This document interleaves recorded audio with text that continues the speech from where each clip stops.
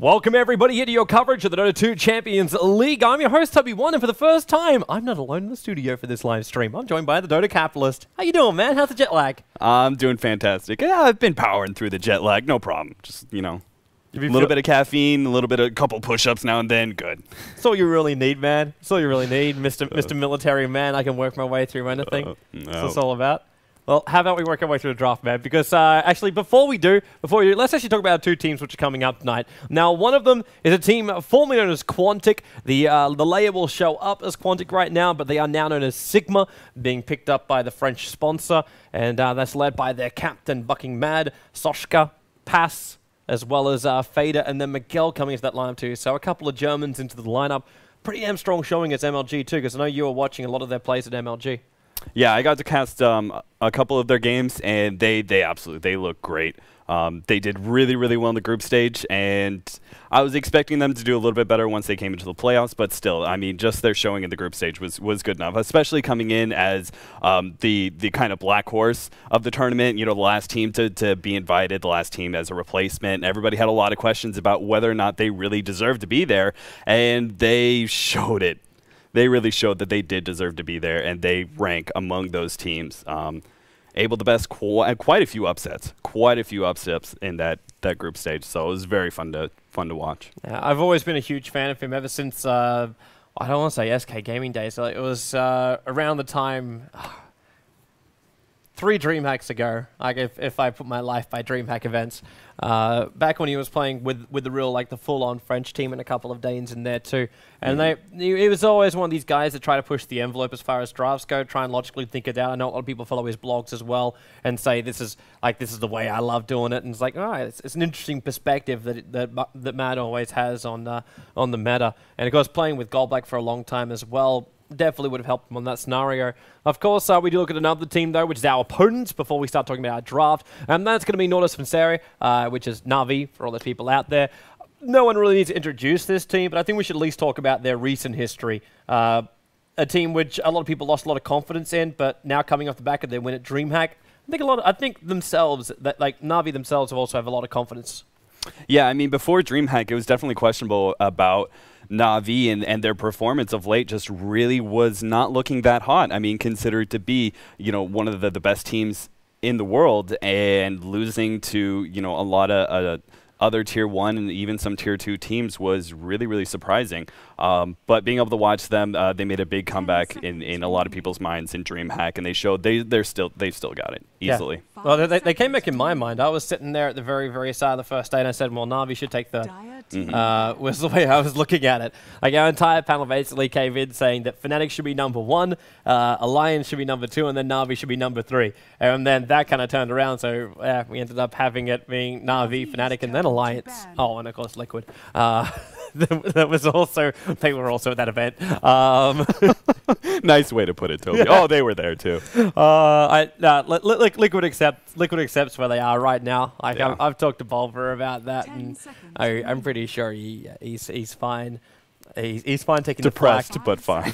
Well, Bulver's always depressed about something. That's just the way Bulver is. But yeah, let's look at that draft, man. Let's look at that draft, because with no surprise right now, Sigma is going to be banning out both the Enchantress as well as the Lifestealer. It's kind of hilarious, though, considering our game yesterday that I ended up casting for the D2CL, which was Alliance going up against Team Liquid, as we just mentioned. Lifestealer, not touched at all. Like, not even selected. But with NaVi, like, Puppy made it very clear how much he likes Lifestealer. He even said it during the interview during the Dream League, where it's like, you know, I had all these strats I wanted to use, and then they gave us Lifestealer. And game was good. Yeah, it's one of those heroes that is consistently good. Other teams, you know, he kind of, you know, sometimes he's really favored and sometimes he's not. But NaVi is just one of those teams who feels that he's consistently strong. And I feel like they could just nerf the hell out of Lifestealer and NaVi would still pick him up all the time. They're just so in love with that hero.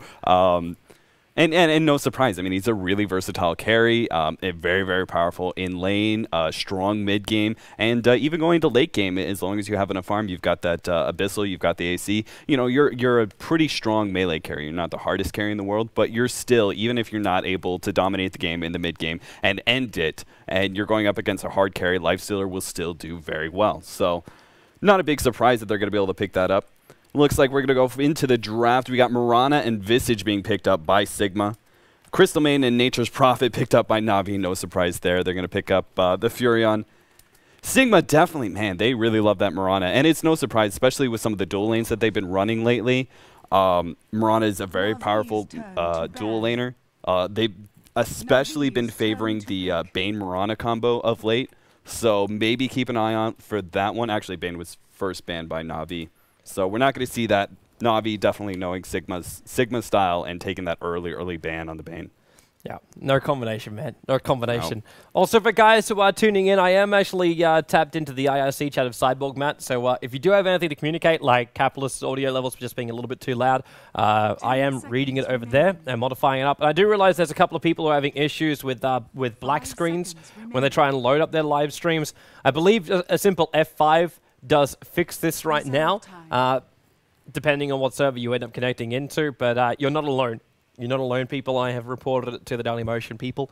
Beyond that, I can't do much more for you, unfortunately. But if you're tuning in through Dota TV, thanks for buying a ticket. Of course, every single ticket which you buy, it gives 25% of the revenue which is given from Valve directly towards the players. It goes into the prize pool. So these teams which you're finding out right now, their prize pool which they're playing for, if they can get first position, they end up walking away with $25,000 plus the extra which you ended up donating through the sale of the tickets.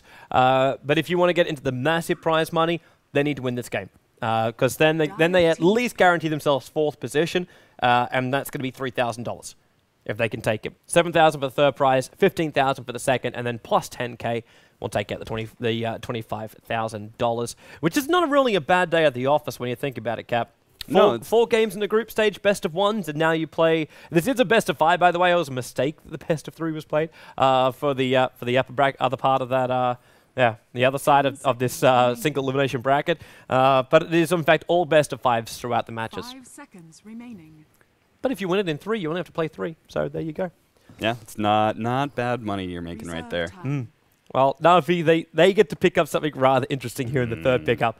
Is Navi actually going to start to play around with the Wisp Tiny combination?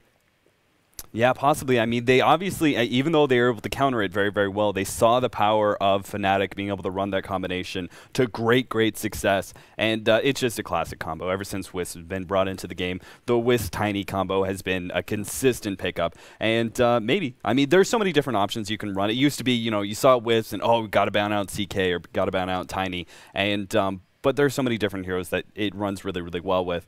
Couple different teams have proved that. I mean, even going so far as picking up like Rikimaru. You know, that's a very abnormal pickup for the Wisp combo, but it goes to show how versatile the combo is, that it works with very many different heroes. And Sigma, I mean, they're keeping up with their strengths now. They're going to pick up the Wind Ranger, and so nothing too big revealed. And there it is, Navi picking up the combo. Yeah, there's no way you're going to pass it up. There's no way Sigma can block it either, because if you want to like pick up the Tiny, you're going to find yourself in a weird position where you like, I don't have any kind of buff ups. Like it's the interesting thing I want to see right now from Navi is the way that Avors approaches this Tiny, because there's one thing I was noticing when Loader tried to do it during the weekend of Dream League.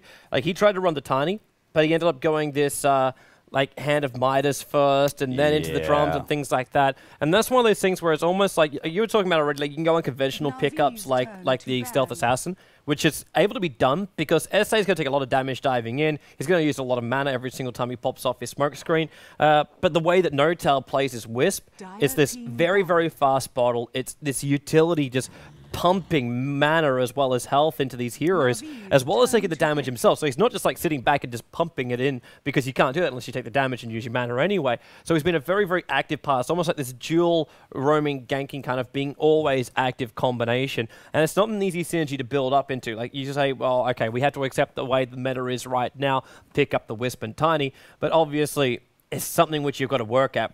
But something where Kuro, like this guy has been playing since the very early years of Dota 1. I don't think he'll have much of a problem. And Avors just needs to have a little bit of guidance, or at least just talk to Kuro. And that's no real problem for Avors either. So, yeah, I'm interested to see how it's going to end up. We now have Denny's last hero, so that's going to be the Bat Rider for the middle lane. So we get Bat Initiation jump-ins, we get Prophet TPs, and then we have Tiny as well as Wisp. Should also maybe note in the side too that the Tether will also be carrying over. I believe this is true. Actually, will it end up? It won't stack, will it? It won't stack. The aura from Crystal Maiden won't stack. with the regeneration. 5 seconds remaining. Just as a mechanics question, because I never even thought to question that. I think it did, but you know, I haven't actually thought about that either. I was actually looking at Sigma, and there it is. They're gonna pick up the Baden.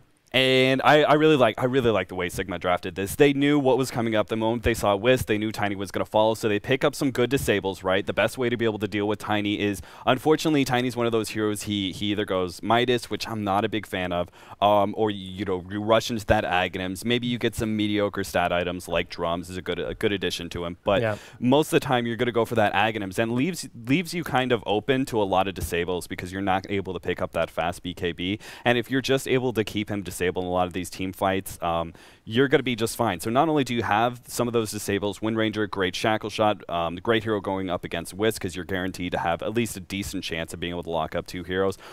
Puck, great hero to be running mid that is able to move around a lot earlier, provide some ganks, and is a great disabler versus Tiny. And then on top of that, now you've got the Abaddon. So now you've got a little bit of defense for your Mirana, which is a classic Sigma, right? They'd love to be able to run this Mirana carry, but she's a little bit squishy and definitely is open to ganks from the Tiny Wisp combo if they're able to set something up beforehand. And Abaddon's going to be able to clear through a lot of those issues for them. Yeah. Yeah, it's a very unconventional pickup, but you're right. It is just pure Sigma. While you look at NaVi, this is NaVi just trying to play with their own strengths. Like, it's now they've got global potential. They've got a good carry that can be buffed up later on.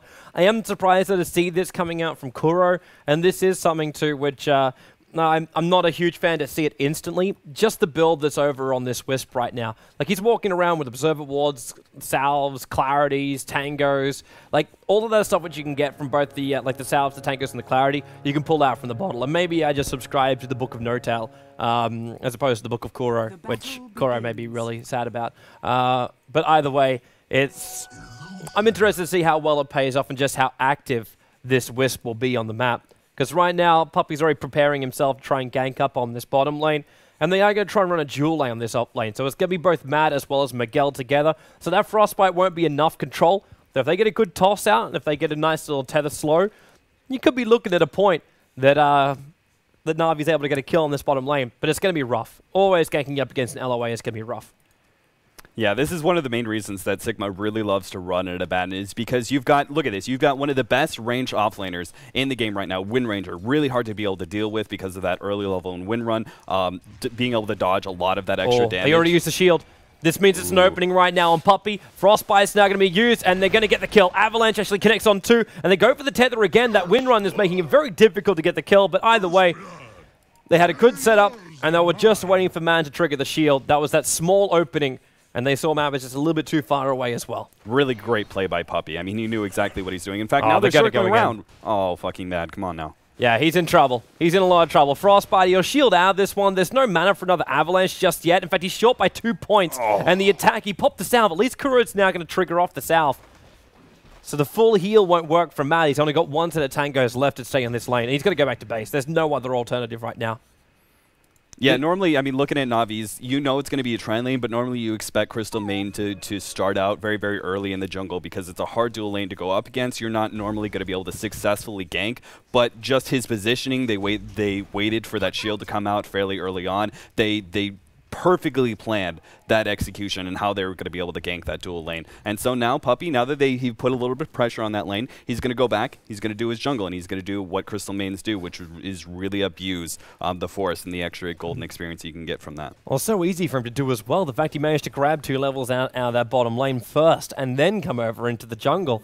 And it's not as though he was burning through a ton of clarities. Like, he's still got one of them up his sleeve. And this Wisp was doing the work for him anyway. Like, he tethered at one point and they just went for another kill. Like, it's very, very easy what's going on right now for NaVi.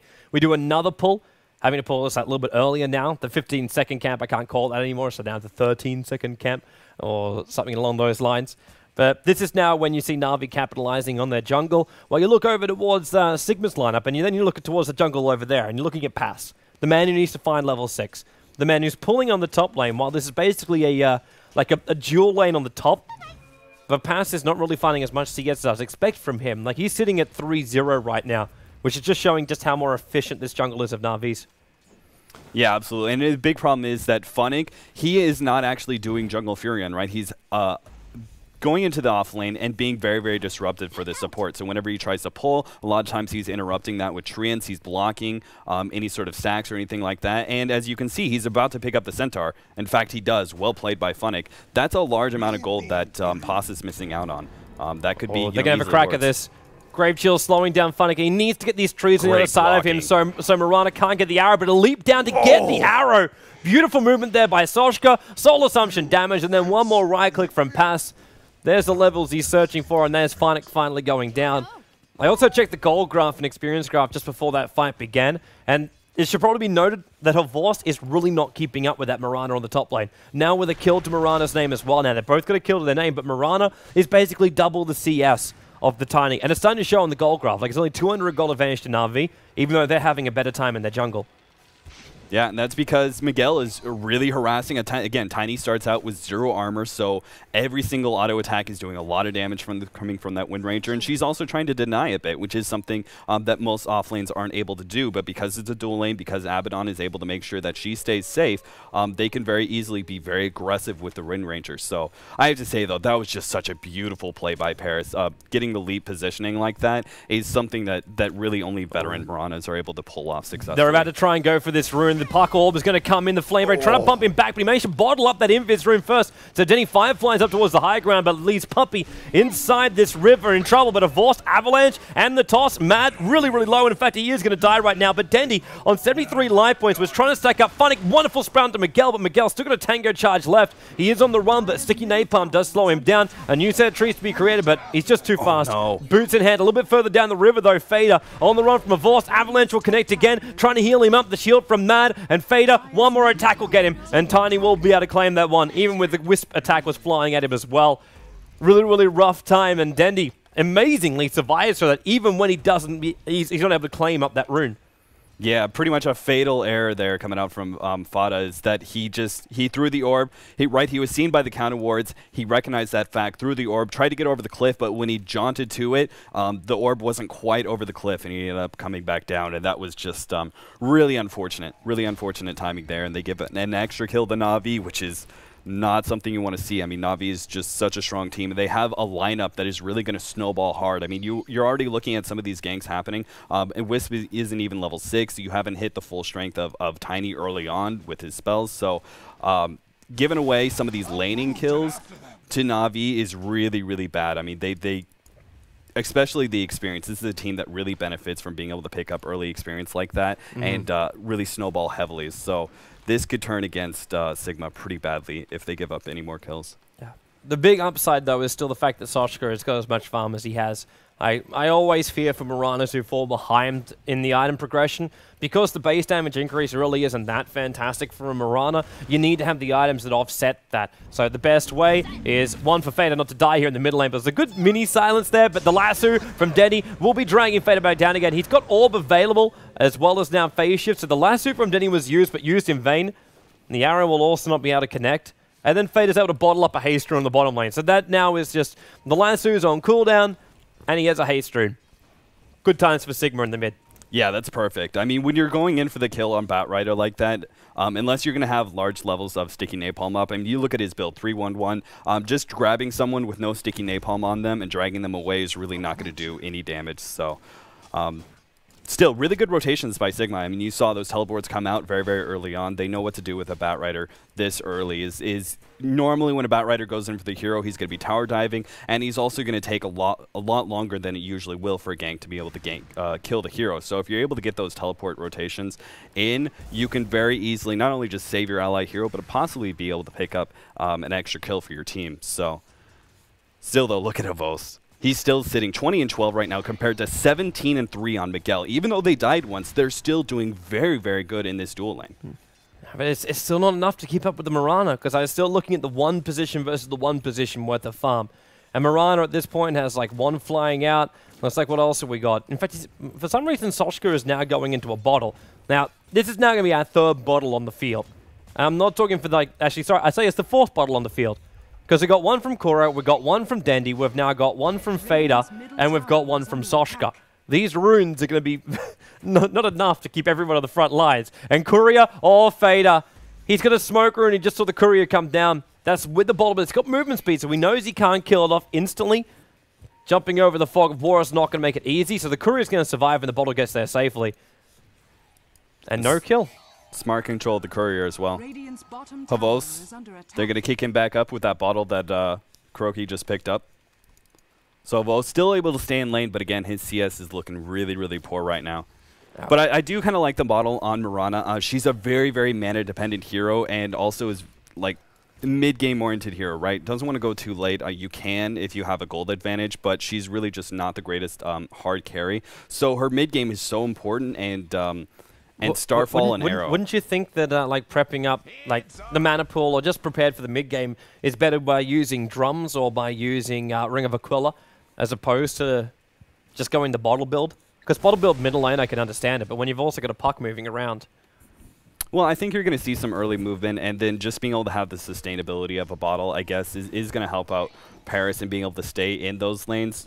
Drums is an item he could consider. It's not a very typical item of Mirana, but it is a really good stat item, just in general, that a lot of carries pick up. So it's an idea that he could go something like that instead of the bottle. It's a little bit more expensive, but you're right. It definitely would help out the stats quite a bit.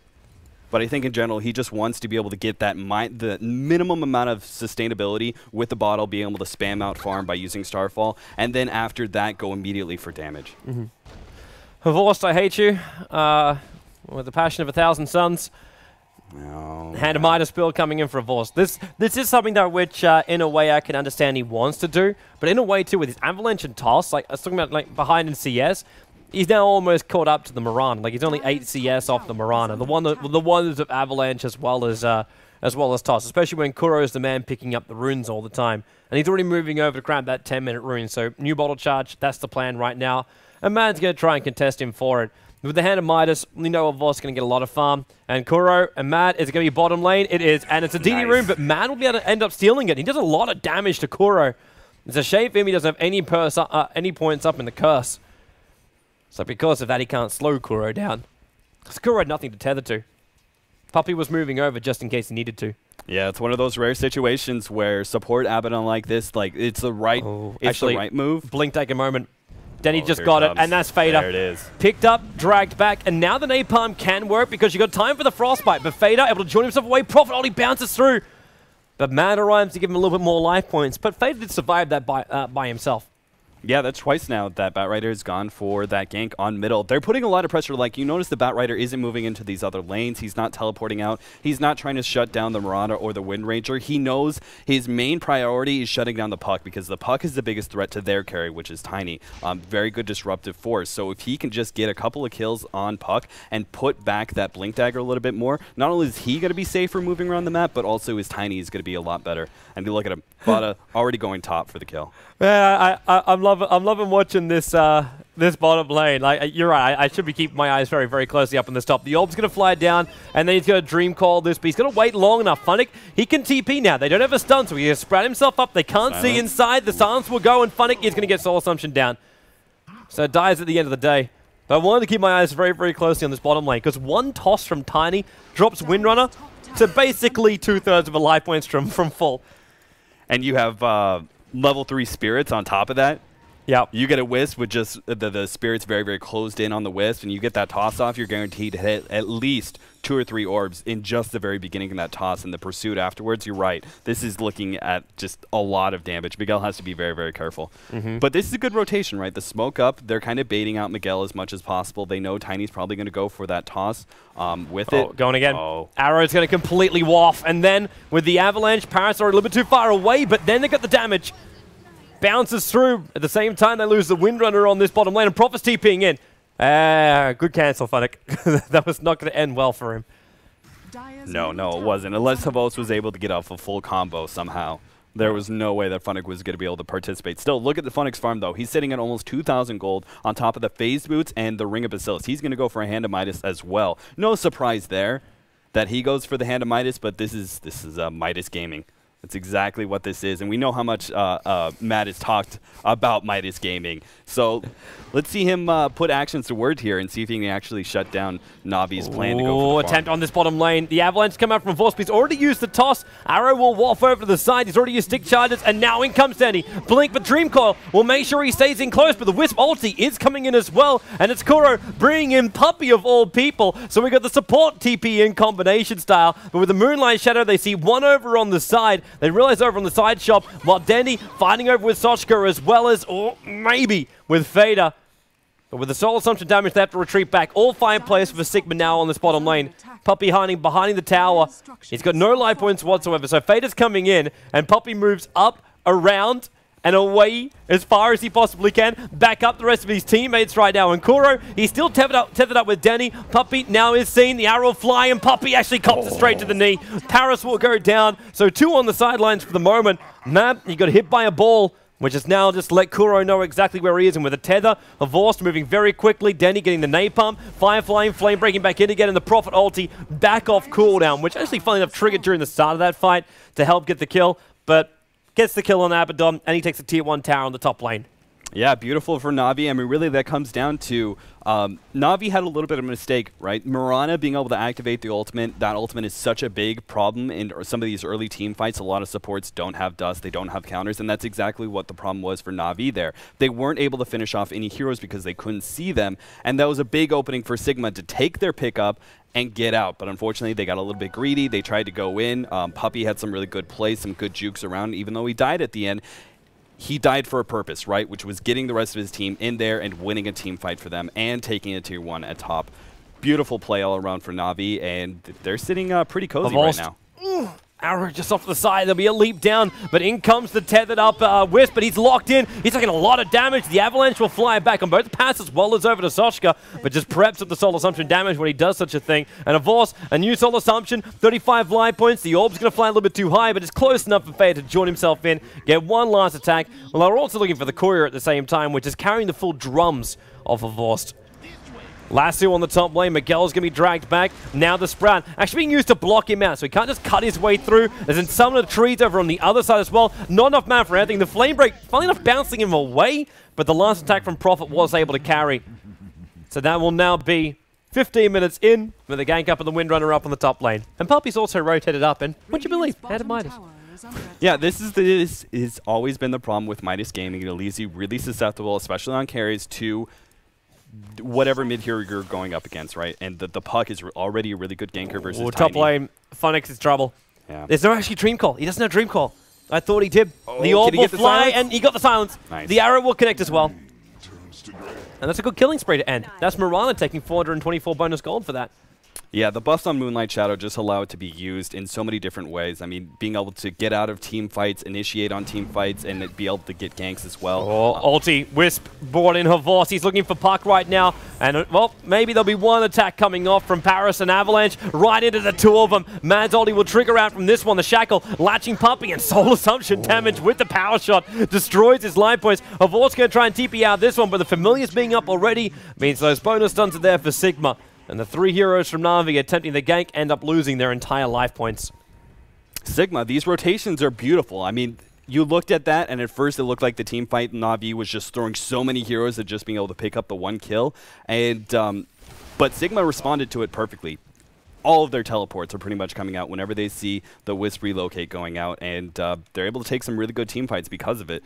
They're looking pretty good. I mean, Fana right now is about to pick up his Blink Dagger. It's flying out to him right now. So a little bit delayed, but that's because he went for the Power Tread so he can survive some of these big combos, which is really, really smart. All in all, even though Sigma is a bit behind, I think they're making the right rotations in general. They had a few mistakes early on that has snowballed against them a little bit, but in general, I think they're looking pretty decent. They're going to have a big opening in this 20 to 25 minute mark where Mirana is really, really powerful as a mid-game carry, and so are the rest of their heroes. Puck, Wind Ranger, all those heroes are extremely strong in mid-game because they have decent amount of auto attack damage, and they also have really good spells. And being able to really push the button, push the envelope with the Abaddon, pushing into these towers, diving them as much as possible. If they can get off just a couple of ganks and start cleaning up some of these tier 1 towers, they'll be sitting pretty. They can bring the gold lead back down to their favor. Speaking of ganks, Sigma preparing all 5 players into the Radiant side jungle. And yeah, Shackle won't latch on a Vorce, but at least now he knows Miguel is down here and the tether's coming in too. So Kuro as well as the Vorce get to walk away, Spirit and Spirit. But with all 5 players from Sigma, they know they need something more than just, like, they didn't get themselves a gank straight away, so it becomes a tier 1 tower. And NaVi's already moving into position to trade. And they can trade a lot faster. They've got Tiny. Like, all he's got to do is just toss the tower, and then all of a sudden that tower is toast. With the army of trees coming into, Sigma won't win this race. They need to bring people back. Yeah, they know that too. They get the tier 1 tower, now they're going to force this team fight. They need a good team fight here. Dreamcall's already down, so a Vorce locked in position. Silent Stopper's not helping him out because he wants to avalanche, and if you can see him, he can. There's actually sentry wards on the ground right now. He's just waiting a little bit longer, and now Mirana, the shield is up, but the toss comes down from a Vorce. Power shots, well, it's not even damaging him down. Kuro's tether is keeping a Vorce so alive the entire time. Now Fader, Silence, wonderful catch for the Shackle as well. A Vorce as well as Kuro lashed together, but a Vorce, he's still alive, and he got the avalanche off, but Abaddon manages to commit suicide in the middle of this fight. Puppy was looking for the last little sniper. Before Heroes for Sigma lost, Fader's on the retreat over towards the Radiant Secret Shop. But yeah, he's waiting for the orb. He's waiting for the blink up. Puppy's got a frostbite available. Silence from Fader. Now he's going to get frostbitten up. At the same time, he jaunts himself away. Then he avoiding the familiar stomps. He has no bottle charges left. He's got Dagon off cooldown in 7 seconds time, and Fader finally chased down by Funnick, TPing himself back into the fight. So all of Sigma being lost during that engagement for no buybacks from NaVi.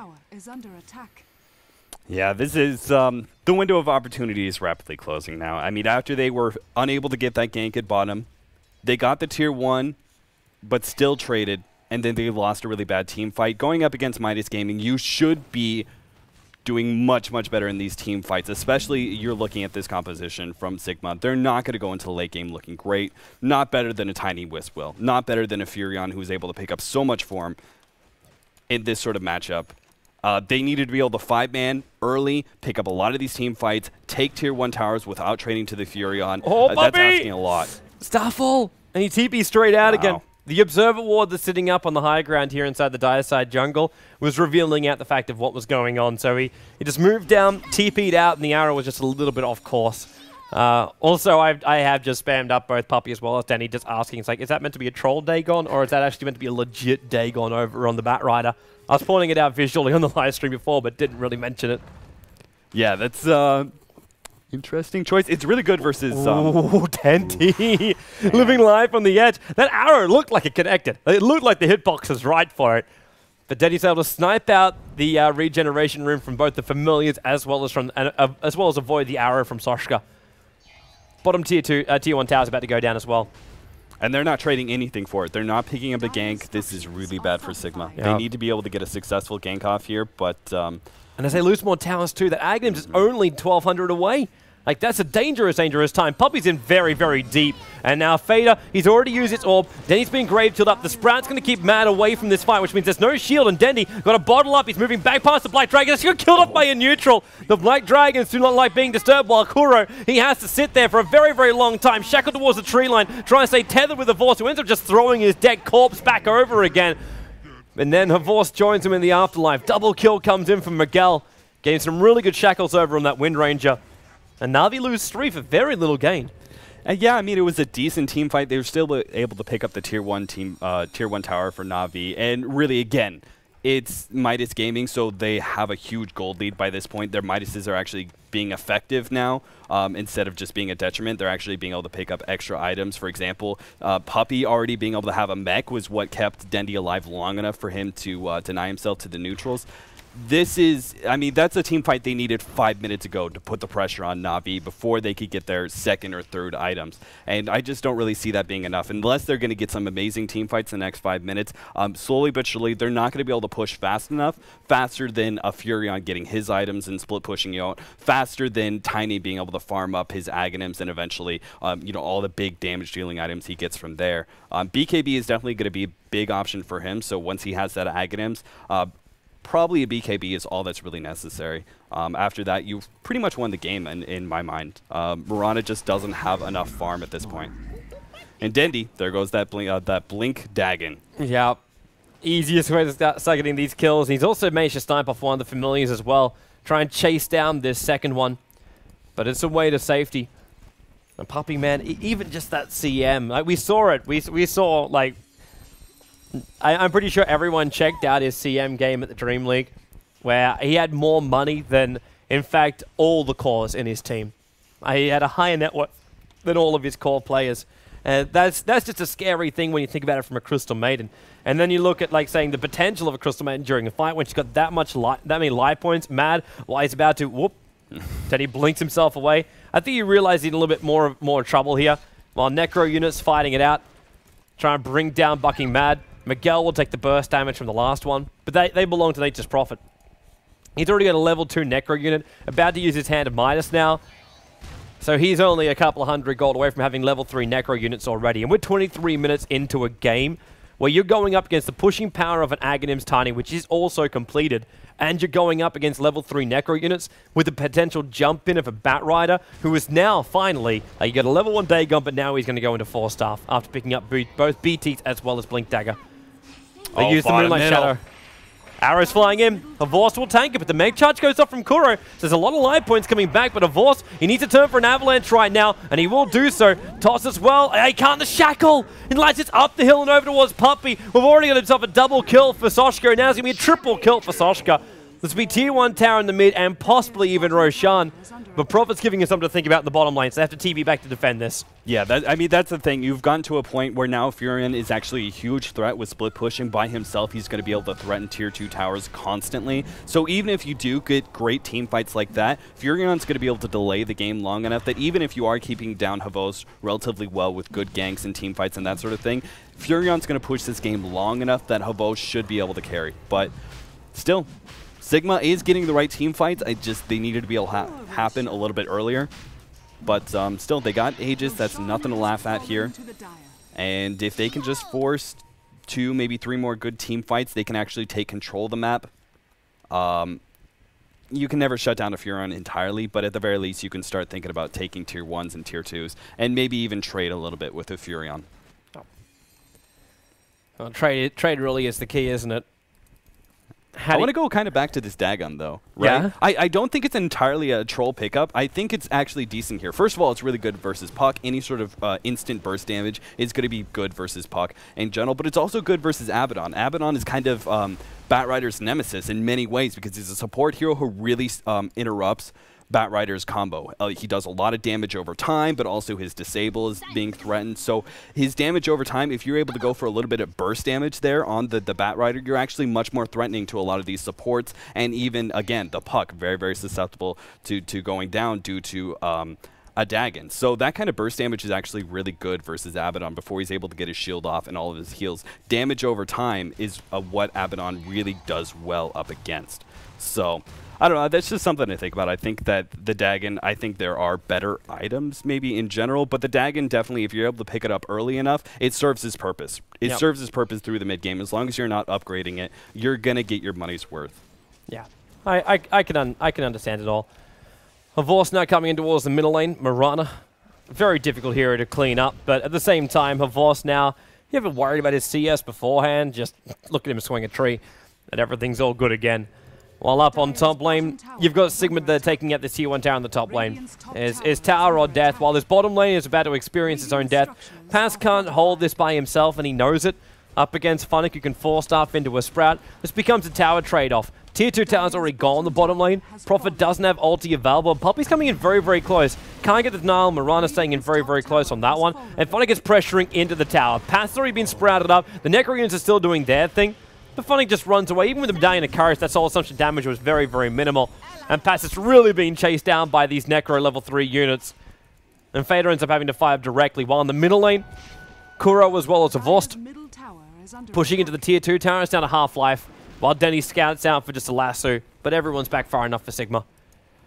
Yeah, I mean, that's pretty much all Navi has to do, right? They pushed in middle, they pushed in bottom, while Sigma's focusing on top. So pretty much Sigma's only option to be able to get really good team fights is going to be catching Navi out with smokes, whether that's getting a good team fight or killing the Furion and then pushing. Like, they have to get a good team fight or Furion before they push, otherwise they're just going to trade constantly. Yep. And you'll always lose on the trade. Always. It's, like, even if you're pushing at all the lanes, you've taken all the outer towers, the ability just to TP in a Prophet with an army of trees and then Wisp ultis in a Tiny as well, you'll lose your rack straight away. I remember I was watching a practice game of Loda. Actually, I might have to talk to us about this one later because Steady's coming in towards the middle lane. Blink, lasso, mini shackle. The lasso was still connecting. Of course, the 4-staff, he evades that arrow that was coming in too. Miguel, though, 4-staff down. Mad will break him free, but now Mad walks straight in the middle of the fight. Lets his ulti trigger off. The soul assumption damage was used, but it's only on a Vorce. He took very minimal damage, and Mad again, one swing from the tree, and they're already losing their life points. The Dagon goes on Mad, can't get the kill. The Dream Call's over on 3. They won't take the stun for now. Another toss, more sticky napalms coming up. There's 2 on Soshka, 2 on Miguel. The Windrun will let him escape from all of this. And NaVi is trying to chase it down, but the Familiars will drop and block him out. Wisp ulti, wait, where are we going? We're going a little bit higher, looking towards Soshka, who's ended up triggering off his own BKB. This is the full 10-second duration as well, while Kuro, he gets out of here in 2 seconds' time, evading Soshka. The leap away at the same time as the toss came in, is able to live.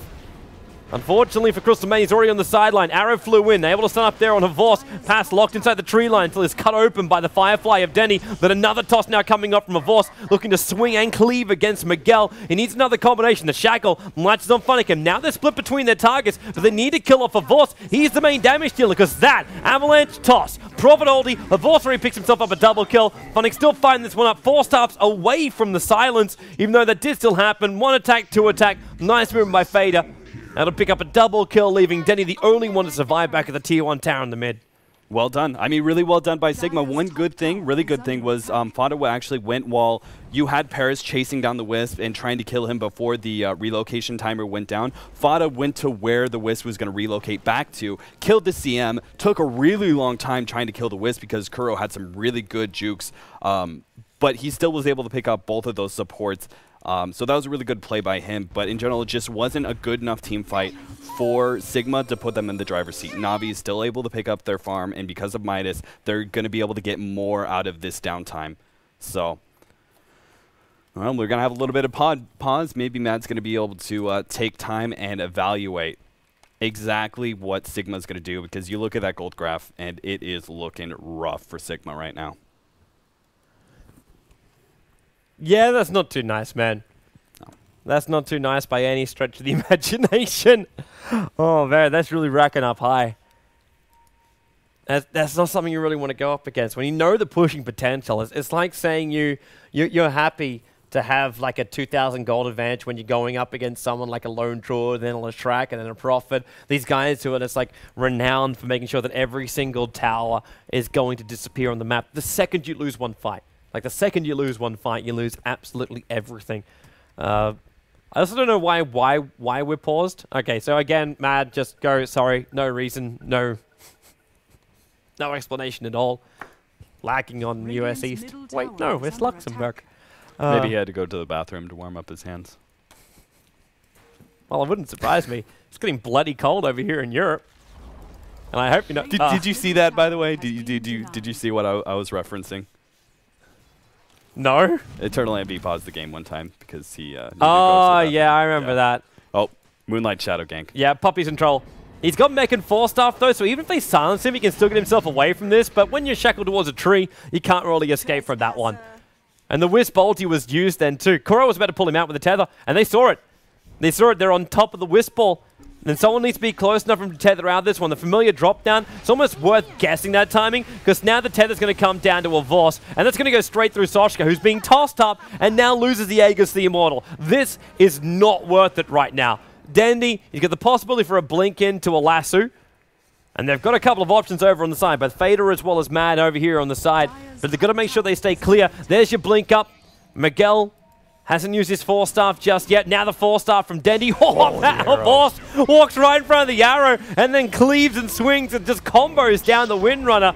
Well, again, unfortunately, Kuro finds himself on the sidelines. Hex over a Vorce. Medina Courage should have got more than enough damage to get through that, especially with the weakened state. But up on top lane, Funnic is taking racks right now. He is just destroying everything. And this is the problem. You think you're taking a fight. You just killed off Dendy. You just killed off a Vorce. You just killed off the Wisp. Fantastic. You just lost racks. You lose in this fight. Oh, Paris missing out on the arrow. Yeah, that one really good thing is Dendy lost his life because of it, but it was still a great play. Batrider, he jumped in with his blink and used Flame Break to stop the teleport from Visage. Even though I don't think the Visage would have been enough to stop the Furion, he still would have been taking both of those racks. He may have traded his life for it, but still, again, it's just the problem with Na'Vi is they're so far ahead. If you can't punish those Midases in the 10-minute time, right? There's about 10 minutes where you pick up Midas and it's not very effective, right? You take about, yeah, I would say 16 minutes, I think, is where you get your gold back. But obviously, the huge amount of experience you get kind of mitigates that factor. So you would say about, I would say about 10 minutes where Midas gaming is very, very susceptible to early team fights, early pushes, and just a lot of action early on, and Sigma was never able to make that work for them, and it's really showing in the gold graph. It's just, Midas is supposed to be one of those items where you pick up and the gold graph will dip down a little bit because of the team fights, and the experience especially will dip down, but it starts growing up, and it just never went down for Na'Vi, and it goes to show they just continue to snowball heavily. We're going to see a smoke gank coming out from Sigma. They know this is sort of like the desperation ganks where they need a really great pickoff or a really great team fight in order to come back and control this game. So they're probably just going to smoke up a Moonlight Shadow as 5 as much as possible to see if they can get Well, they found one. Avorst throws out the Avalanche. He's bucking man away from this one. And Kuro, well, there's already one Hex that's over on Fader, so Kuro's got time to earn himself up. He's going to have to tether back in a moment, and he knows it too. Tether straight through Sochka, so Sochka can't attack fast enough. Fader locked in a corner, not to mention Mad's also in exactly the same position. Now you got your toss using the Necro units to do so. Puck Orb, of course, there's nothing attached to the end of that because he's dead. And now the lasso kills off Sochka, using the Dagon to ensure the kill secure, and that's 978 gold going the way of Dendy. They give him another 308, taking out Abaddon a little bit further down the lane. So, support as well as one of the cores, and a big damage dealing call for Sigma on the sidelines. And Fade has already respawned himself back up again. Actually, I should say that he bought back, so he's actually spent more money. But quickly before this disappears, chat trivia. Who are the only 3 players to build Hand of Minus more than 30 times in competitive Dota 2? And 6.79, of course. 30 players to build that many hands of Midas. I instantly want to say Fluff and stuff, because he never stops doing it on the Venomancer, but we'll have to, maybe we'll have our answer in a moment. As this bottom tier 3 tower is getting pressured down. With the BKB done, I'm hearing a Wisp ulti, and we're about to jump in. Well, brings him to the bottom lane, and there goes Fader. Dead instantly, and with the buyback, he's got 103 seconds on the sideline. Familiar's got themselves some good stuns, but at the same time, with that BKB up from Denny, he's putting everybody inside the fire and the flames, and then goes outside, solo assumption damage, it's not enough to kill off Funnick, but he's got so many life points, it's not funny. Mad's ulti will trigger, he gets frostbitten up, and Avorst just man-fighting up against the Visage. Needs to clear down everybody he can possibly find. Familiar's included as well in that, while outside the base, Puppy, the attack up the hill is going to miss there from Sochka, so not enough damage to get a kill on that one. And then the toss in from Tiny destroys the Abaddon, but finally they rip through the Tiny's life points. And Sochka's leaving back to base, but the Necro units and the trees are already doing the job. They will kill off this melee Rax right now, and the GG call for game number 1 of this best of 5 is now going the way of Na'Vi. They're happy. They take game number 1. Yeah, I think Sigma, I mean, I'm sure they've felt it for the last 10 minutes that they had opportunities maybe to come back, but it would have been on Navi's error. No surprise, I was going to say Loda is probably the most. So Loda picks up the most at 37. Wow. But yeah, I mean, it was pretty much by the 20-minute mark when you haven't made a serious gold lead off of Navi's item choices, and with your hero composition, you aren't looking to go terribly late game. Unless you've made a huge dent on Na'Vi and be able to force a lot of team fights and maybe taking a tier 1 tower or 2, you have very little chance to be able to come back, just because Furion is Furion, and he'll always, I mean, even if you do get that good team fight, you lose a Rax for it. That you do, man. That you do. Stay tuned, peoples. Shop break time, and we'll be back here with game number 2 of this best of 5. It is the quarterfinal of this single elimination bracket for the D2CL, where there is a $50,000 prize pool plus 25% of the revenue, which is created from the Dota TV tickets, coming the way of the team. So stay tuned. We'll be back here in just a moment.